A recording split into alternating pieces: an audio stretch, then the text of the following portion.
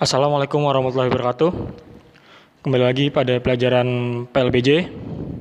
Sebelum memulai pelajaran, berdoalah terlebih dahulu.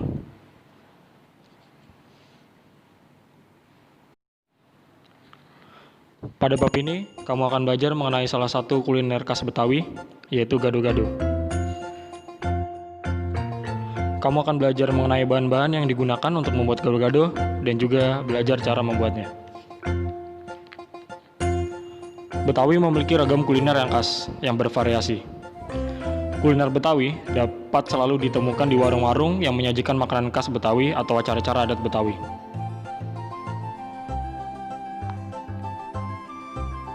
Meskipun kuliner Betawi mudah ditemukan, khususnya di wilayah Jakarta, tetapi beberapa makanan tersebut hanya dapat ditemukan di acara-acara adat Betawi tertentu. Misalnya, sayur besan, yang hanya dapat ditemukan pada acara adat besanan.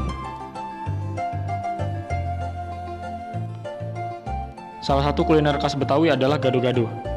Gado-gado merupakan makanan yang terdiri atas sayuran-sayuran, kentang, tempe, tahu, telur rebus, dan lain-lain yang diberi bumbu sambal kacang dan sebagainya.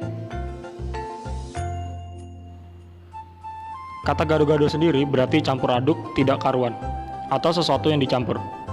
Oleh karena itu, kuliner ini disebut gado-gado karena merupakan campuran dari berbagai bahan.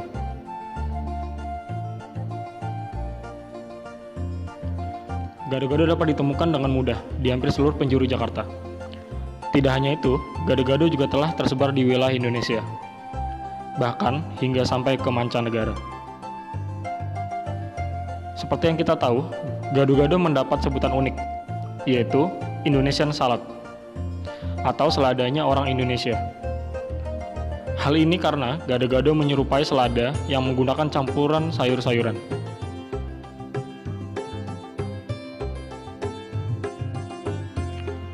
Seperti yang telah dijelaskan sebelumnya, gado-gado merupakan campuran dari berbagai sayur-sayuran, bumbu kacang, dan bahan lainnya. Secara umum, bahan gado-gado terbagi menjadi 3, yaitu sambal atau saus kacang, bahan isi, serta bahan pelengkap. Sambal kacang merupakan bahan utama gado-gado. Bahan-bahan yang digunakan untuk membuat saus kacang antara lain kacang tanah goreng, gula Jawa, cabai, bawang putih, terasi, garam, air asam jawa, jeruk limau, dan air matang untuk dicampur. Bahan isi yang digunakan untuk membuat gado-gado bervariasi, tergantung dari selera atau ketersediaan bahan. Biasanya bahan yang digunakan antara lain kubis, bayam, kacang panjang, labu siam, toge, mentimun, tomat, kentang, tempe, tahu, dan juga telur.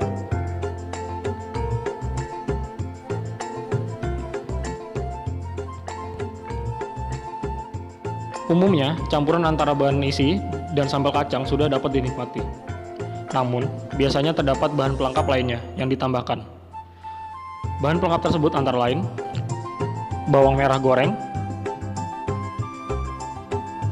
kecap manis, kerupuk atau emping, serta lontong atau nasi putih.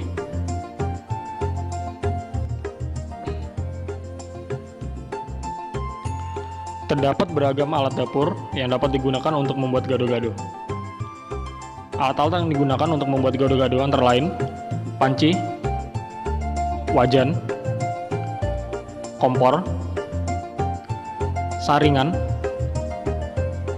talenan, pisau, cobek ulekan, piring, sendok, dan juga garpu.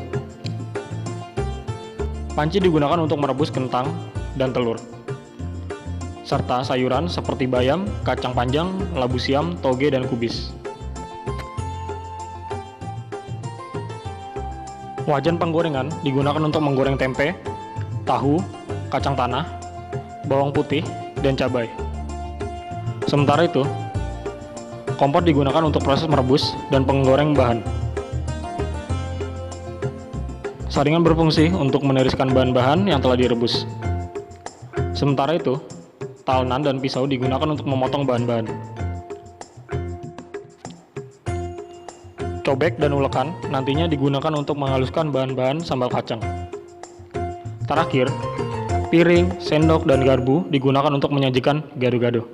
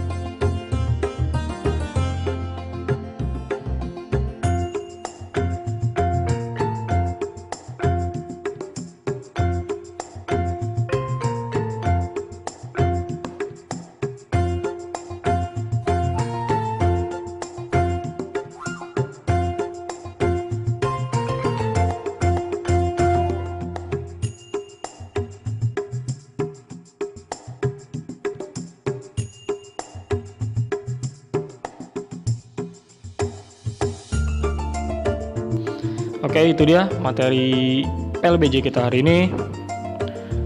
Saya Hamdalah, alhamdulillahirabbil alamin. Wassalamualaikum warahmatullahi wabarakatuh.